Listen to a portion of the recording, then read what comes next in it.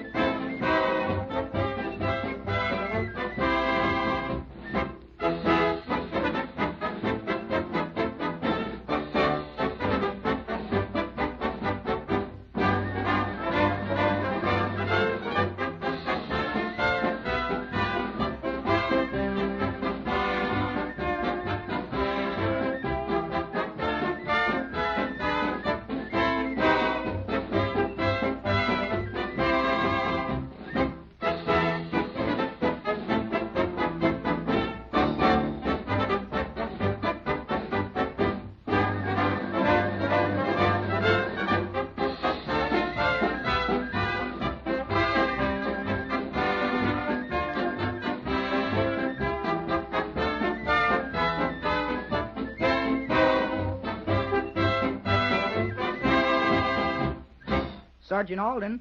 Sergeant Alden. Yes? Oh, Jerry. Hello. Excuse me, sir, but I like to know how it's going in there. About Lee and Tubby, you mean? Yes, sir. And about Red Morrison. Mm-hmm. Well, I think your friend Morrison is going to get off without a scratch this time. What do you mean, sir? Well, it seems that Lee did start the fight after all. Did he say so, sir? Well, I suppose he was telling the truth, wasn't he, Jerry? Or do you think he was trying to protect Morrison? No, sir, Lee did hit Red first, but, well, Red had it coming to him. Well, that isn't the point, Jerry. Whether or not Red did have it coming is beside the issue. Lee hit first and provoked a fist fight. I see. Then Lee deliberately disobeyed my orders to return to his room and stay there. So did Tubby Young. But they wanted to tell me about Splendor. I know that, too. But you see, Jerry, whether or not he wanted to tell you good news is beside the point. He disobeyed my orders and came back to the field. You've got to understand that discipline comes first. Yes, sir. I see. But, well, what do you think they'll do to Lee and Tubby? Oh, I wouldn't worry too much about that if I were you, Jerry. Huh? Well, what do you mean, sir? Well, I think the court understands pretty well under what circumstances Lee did what he did do. I think, too, that they'll take those circumstances into account when they pass sentence. And he won't be kicked out? He won't get too much punishment? Why don't you wait and see, Jerry? That session is in there. Should be just about over. Yes, sir. I'll wait right here. Okay, Jerry. Oh, by the way, I heard about why you raised that jump a foot during the meet. Who told you? Oh, I beg your pardon, sir. I didn't mean to speak that way. Oh, never mind, Jerry. Just let me go down on record as saying it was pretty clever. Now I've got... Oh, there they are, sir. All right, Jerry. Now you run along and see what Lee and Tubby got for themselves. Yes, sir. Thank you, sir. Goodbye, sir. Okay, Jerry. I'll see you later. Hey, Lee. Psst, Tubby. Jerry, hiya. Come on, Jerry. I want to get as far away from that room as possible. Ooh, now I know what you went through during the trial. Lee, what did they do? It was nothing, sir. Absolutely nothing. Nothing. Say your knees were shaking so much they rattled. Yeah? I guess you weren't as pale as a sheet. I was. Ooh, boy. Oh, for the love of Mike, won't somebody tell me what they did to you? What'd you get? Well, Tubby and I have to stay within bounds for a week, and we each got 10 demerits. Is that all? 10 demerits added to what I've already got just about fixes me up as the champion demerit getter of all time. 10 demerits and you kept within bounds for a week? For what you two did? Golly, that's almost nothing at all. You're telling us. Well, how come? I thought they really gave it to you for disobeying commands. Come on, let's walk toward the doorway, and I'll tell you all about it. All right. My friend, you're about to be ordered to. Quiet, Tubby. If you'd kept your mouth closed on the day of the meet, we might not have been here at all. Okay. For showing the school spirit, I'm an outcast. We'll walk over to the gym, and you can tell me all about it, Lee. Okay. Well, Captain Gardner and Captain Bogart just asked a few questions, and then they asked Sergeant Alden what he had told us to do. And wasn't Sergeant Alden swell? I'll say he was. Well, look, you two, why don't one of you tell the story instead of giving it to me in episodes? I can't tell where you are. All right, keep quiet, Tubby. Okay, I'm a mouse. A rat. All right, so I'm Red Morris. Oh. Go ahead, Lee. Wait till we get out the door.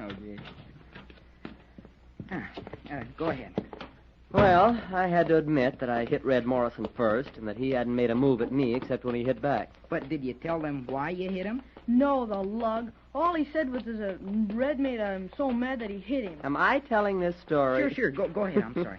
Well, Sergeant Alden told us to go back to our rooms and stay there, but that we'd come back against orders.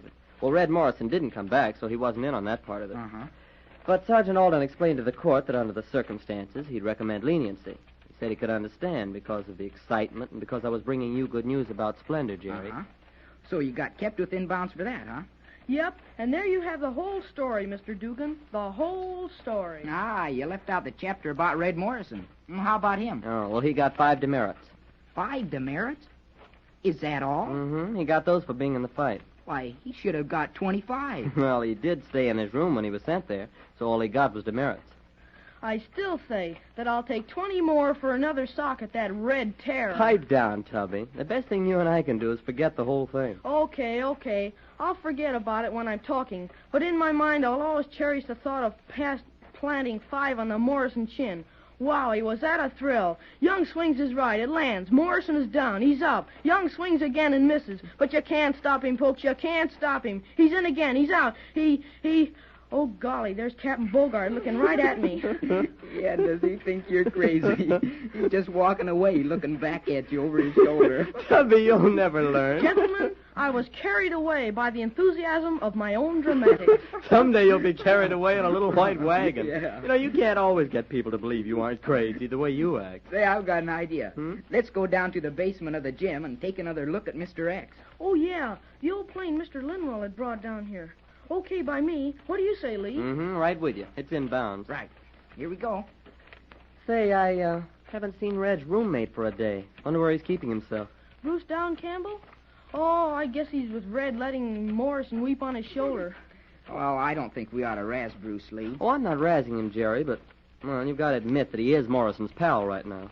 I thought you fellas were going to the gym. You're walking right past it. Yeah, okay.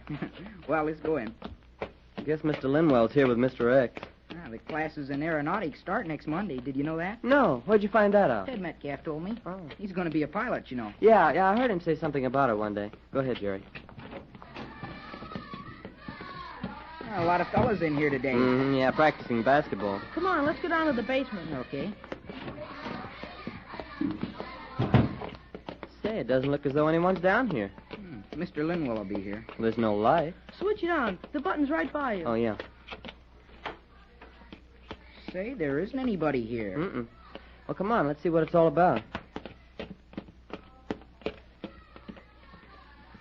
Well, what do you know about this? Huh? Well, what's the matter? Well, there's not a soul here. Say, where's Mr. X? The plane? It's not here. Hey, look, there's the engine. Yeah, I see it. But I wonder where the rest of it is. There's crates over there. Let's take a look in them. Mm-hmm, come on. Hey, take a look in that one, Lee. Yeah, I am. Say, part of the fuselage is in here. Fuselage? What's that? The body of the plane. Hey, and look what I found in here. What, Jerry? What do you call the things that stick up out of the back of the plane? Rudder? Yeah. Fins? Yeah. They're packed away in here. Say, those were out the other day when we came down here. Say, that's funny. The plane was almost all together that day. Say, you don't suppose, Jerry, that... What? Well, you don't suppose we're not going to have a class in aeronautics after all, do you? Well, they said we'd have one. Well, this doesn't look like it. They're crating Mr. X back in boxes. Looks like they're taking him away again. Yeah. Lee, I'm going to find out what this is all about. How are you going to do that? Well, I'm going to see if I can find Mr. Linwell. I'm going to ask him. Say, that's a good idea. Come on.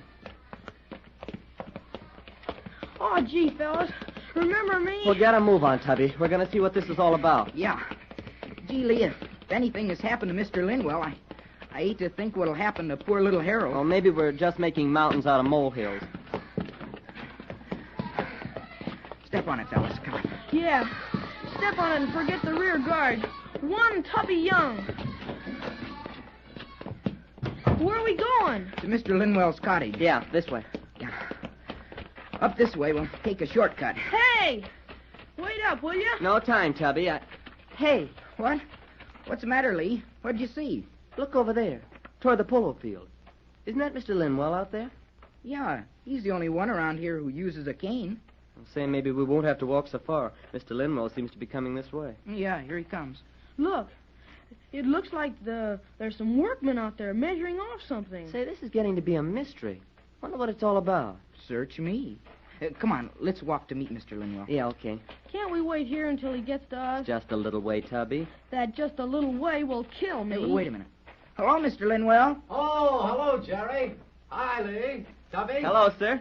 Boy, am I glad you were walking this way, Mr. Linwell. These two guys had the legs walked off of me. Why, what's the trouble, boys? Well, we were just down in the basement looking for you. Yeah, and you weren't there. No, I wasn't. If I'm not in one place, I must be another. What's trouble you? Well, sir, we saw that Mr. X, the plane, was all crated up and ready to be sent away, and we want to know why. And what makes you so sure he's going to be taken away? Well, he's all crated and ready to go. Oh, I don't know about that. Suppose we sit down here on the grass, and I'll tell you all about it. Yes, sir. Well, I suppose I can tell a story in a very few words. You know, it seems that Mr. X is a little too large for his quarters. Huh? Well, I mean, why, sir? Too large? Oh, does that mean we aren't going to have him here? Whoa, take it easy. Mr. X isn't going to leave here now or any time. He's just moving into quarters that'll be large enough to hold him. Well, I don't think I get it, Mr. Linwell. No, neither do I. If he's all crated and ready to go... Wait a minute. Mr. X is going to take a trip, but a very short one. See where those workmen are measuring off that spot out there just next to the polo field? Yes, sir. Well, that's going to be Mr. X's new home. What do you mean, Mr. Linwell? Well, we found out that in the basement of the gym, Mr. X didn't have quite enough room to spread his wings, so we're going to build him a hangar. And while we're at it, we're going to build some shops for the aeronautic classes. Oh, boy, that's swell, isn't it, Lee? Oh, and how? One more little item, boys. Major Davis wants every one of the cadets to help build it. And whoever helps will be able to work off a few demerits that way. Mm-hmm. Now, it seems to me that two cadets who aren't sitting very far away from me could use that privilege. Yes, sir. When do I start working? Well, Captain Bogart is out there right now. Why don't you ask him? Work? Do you mean to tell me that I have to go out and work to get rid of some demerits? I'll keep them. Listen, Cadet Young, for once in your life, you're going to work. Well, all right, okay. I'll work off the 10 demerits. And later on, I'll be able to take another sock at Red Morrison. Work will become a pleasure. Lead the way, Cadet Phillips.